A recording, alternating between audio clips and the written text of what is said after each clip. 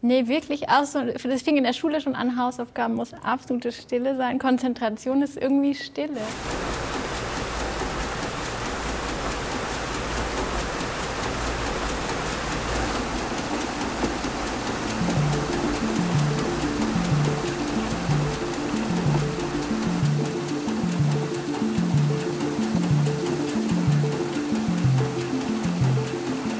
Ich bin Marie Schumann und wir sind hier in meinem Atelier in Zürich. Und genau, wir sind ein paar Proben aus dem Prozess, über den wir hier gerade sprechen. Softscreens sehe ich jetzt abstrahiert als Projektionsflächen oder als textile Skulpturen überall. Also es fängt an über so TÜV-Abdeckung, Autoabdeckung, die irgendwie im Wind flattern und in Bewegung sind. Oder Menschen haben das über Körpern und machen so ihre eigenen Art und Weisen von Drapierung. Ich sehe das überall und in ganz unterschiedlicher Ausprägung. Und dann nehme ich diesen Ausschnitt irgendwie, der mir auffällt, nehme ich mit in meine Arbeit.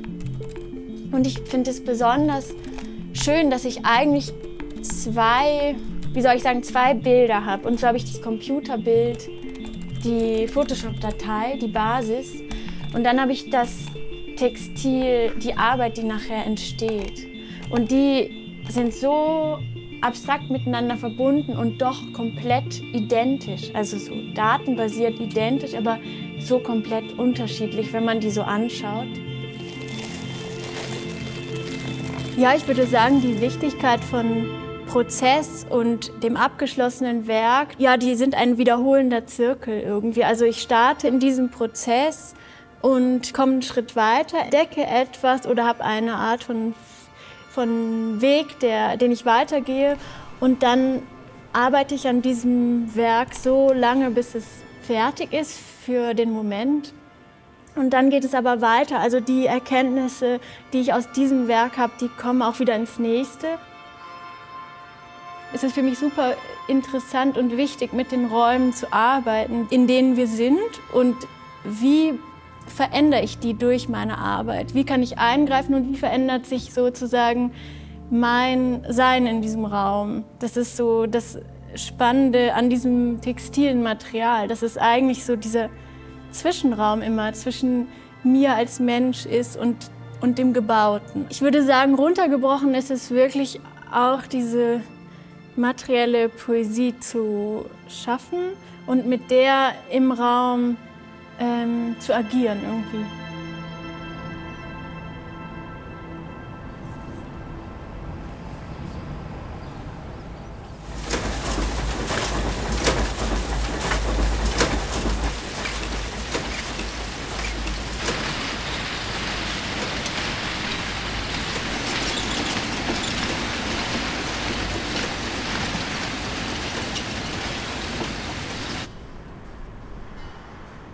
Mit der Computerdatei, mit der pixelbasierten Datei komme ich hier an und arbeite dann in einem Programm, was mit dem Webstuhl korrespondiert, weiter und muss eigentlich diese Pixeldatei vorbereiten, damit der Webstuhl sie lesen kann. Und da folgt es eigentlich der binären Logik. 0 oder 1, rot oder weiß, Faden gehoben oder gesenkt. Und diese Datei muss ich wie vorbereiten und irgendwie sagen, wo hebt sich welcher Faden.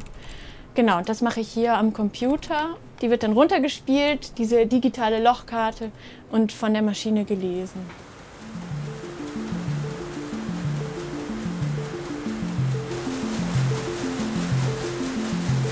Ich musste so daran denken, wenn du sagst, übersetzen in dem Prozess, heißt eigentlich, ich habe auch diese Maschine wie eine Sprache gelernt, wie Französisch. Der hat Vokabeln und ich muss die verstehen, sonst weiß ich nicht, was der von mir will. Oder was ist jetzt kaputt, warum leuchtet jetzt die Lampe, warum funktioniert jetzt dieses gar nicht. Es ist wirklich wie so lernen, diese Sprache zu sprechen.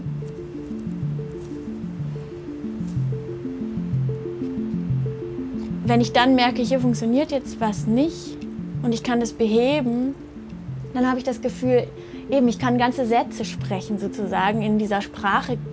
Und dann lerne ich viel mehr im Prozess wiederum. Warum funktionieren eigentlich diese Garne zum Beispiel nicht zusammen? Das heißt, ich kriege eigentlich durch dieses Lesen Wissen, das ich irgendwie wieder auf das Material übertragen kann.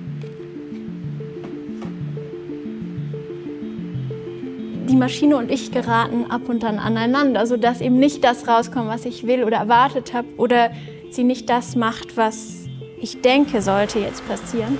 Das passiert fast immer. Diese Fehler sind natürlich in dem Moment, in dem sie passieren, irgendwie frustrierend, aber eigentlich bin ich super dankbar dafür, weil sehr viel meiner Arbeit basiert darauf, dieses genaue Anschauen der Fehler und damit weiterarbeiten und das bis ins Extrem treiben. Ich würde sagen, in diesem digital versus analog und materiell greifbar geht es gar nicht so sehr darum, eine Balance zu finden, sondern eher mit dieser Ambivalenz klarzukommen.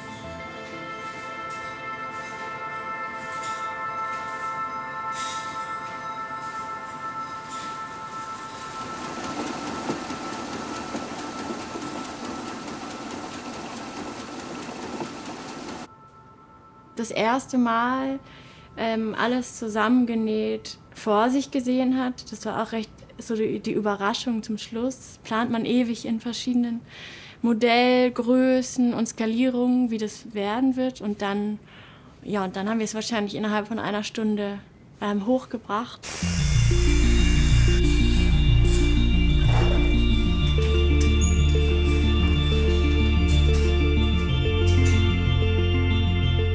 Die vielen Magneten, die irgendwie 2 Wochen gebraucht haben, die haben sich wunderbar angeklickt. Da ist man dem so ein bisschen nachgegangen, aber es ging alles super schnell.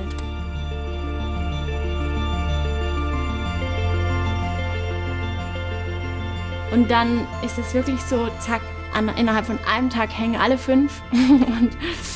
Und das war so ein bisschen ernüchternd. Ich dachte, wie, das war's jetzt?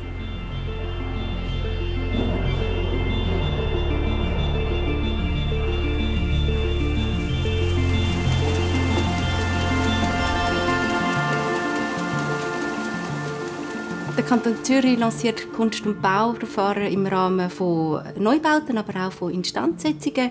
Mit Kunst und Bau schafft man einen Bezug von Kunst zu der Architektur, zur Nutzerschaft, aber auch zum Standort und natürlich zur Öffentlichkeit. Wir sagen immer, dass Kunst und Bau sozusagen in den Lebens- und in den Arbeitsalltag der Menschen und der Mitarbeitenden eingreift. Und insbesondere da für eine baugewerbliche Berufsschule, wo man Jugendliche und Erwachsene ausbildet in Berufen in der Baubranche. Gerade für das Gebäude ist es natürlich besonders eine Bereicherung für die Nutzerschaft, wenn man Kunst und Bau hat. Die Hoffnung, dass die Orte, an denen die sind, doch irgendwie einen Einfluss haben auf die Menschen, die da im Alltag so sich drunter bewegen. Und es muss nicht bewusst sein, wow, ich bin irgendwie gerne unter der Arbeit oder so, aber dass man vielleicht eine Art von Unterbewusstem sich gerne dort aufhält oder dass man Wärme verspürt oder auf eine Weise diesen Körperbezug, dass das irgendwie dem Menschen, der hier drinnen unterwegs ist, irgendwie wohl dabei ist. Das ist meine Hoffnung. Wenn ich die Softscreens von Marie Schumann mit einer Gestik charakterisieren müsste, dann wäre es wirklich die Betonung von der Topografie von dem Gewebe. Es ist so ein Schultern umwägeln, so ein ganz leichtes Bewegen, aber sozusagen der Körper in einem spannenden Weg sich wie abschütteln.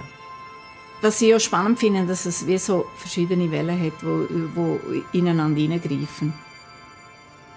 Ich glaube schon, dass es ein wichtiger Aspekt ist, in der Architektur eben auch die Nischen zu schaffen oder die Orte oder die Ruheorte, wo man sich aufhalten kann und sagen, jetzt bin ich da mal für mich und kann auch ein bisschen oben runterkommen. Ich denke, jeder von uns hat irgendwann einmal einen Stressmoment und muss sich irgendwo ein bisschen oben runterholen. Und ich glaube, dass so etwas kann recht helfen kann. Um vielleicht einfach auch anzulegen und vielleicht in so ein Kunstwerk hineinschauen und sich tragen lassen von diesen Wellen. Softscreens für mich sind sehr geschmeidig, weich und bieten eine gewisse Sicherheit in sich selber, indem dass sie in diesen Rückzugsort sind und so ein bisschen von der Kantigkeit und Kälte vom Beton schützt. Ja, ich denke, mit den Softscreens kann man wie einfach so sein und muss nicht in Worte gefasst werden, was man wahrnimmt oder wie man das jetzt irgendwie findet, sondern man kann da einfach sein und ist immer wieder anders. Das war aber eigentlich auch schon das Ende.